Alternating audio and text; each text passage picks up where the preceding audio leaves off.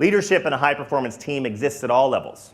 It's not just about the people at the very top, but rather the innate ability of every single member of the team to take on roles and responsibilities outside of our own job descriptions in order to help the team accomplish the mission. It's about translating individual performance into team accomplishment, being proactive, collaborative, bringing solutions to the table, and challenging the system, the team, and oneself at all times. Over the years, when it comes to leadership, I've learned many things, mostly through a bunch of mistakes and failures, of course. But one is that there's a distinct difference between the discipline of management and the discipline of leadership. Management is about coping with complexity and managing people and tasks, whereas leadership is about coping with change and aligning a team towards the execution of a specific vision. And both disciplines are very important. They can't be harnessed within one individual.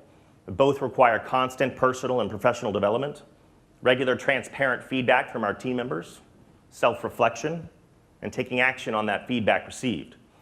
Because if we're doing a good job surrounding ourselves with great peers, trusted advisors, subject matter experts, we should probably listen to each other every now and then, shouldn't we? And over the years, whether it's leading teams in combat or at a growing marketing agency, it's very similar, by the way, except I'm surrounded by millennials all damn day. That's a whole nother keynote presentation. I'm about to go off on a tangent right now.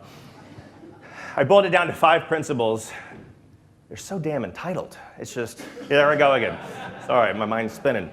They want a raise after 3 months. Work from home, bring their dog to work, not wear shoes. I boiled it down to 5 principles that I think are imperative for being part of and or a leader within a high-performance team. First, we have to create a culture of leadership. That, like anything else, starts at the top, senior leaders leading by example, and then it bleeds down throughout the entire organization. And we have to identify our emergent leaders, put them in the right roles, give them the tools and resources to be successful, thereby creating a solid foundation and framework for decision-making and execution at all levels within the organization. We also have to make the team feel safe. A great general once said, "You cannot manage people into combat. They must be led." Sometimes our teams need more leadership than they do management.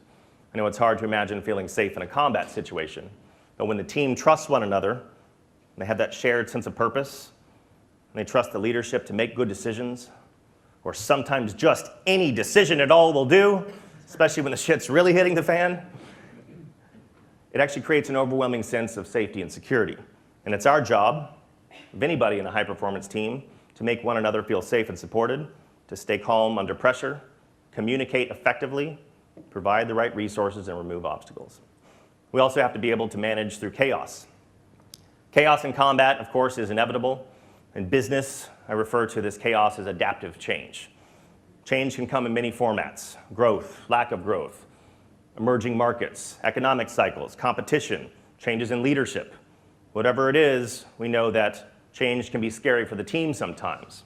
And it's up to all of us to ensure we understand what that change is all about, why it's important, what the positive outcomes of that change are going to be, and more importantly, what is everybody's role in affecting that change, and what is that change going to mean for the organization moving forward. And if we do that clearly, concisely, and effectively, people stay calm and focused on their objectives.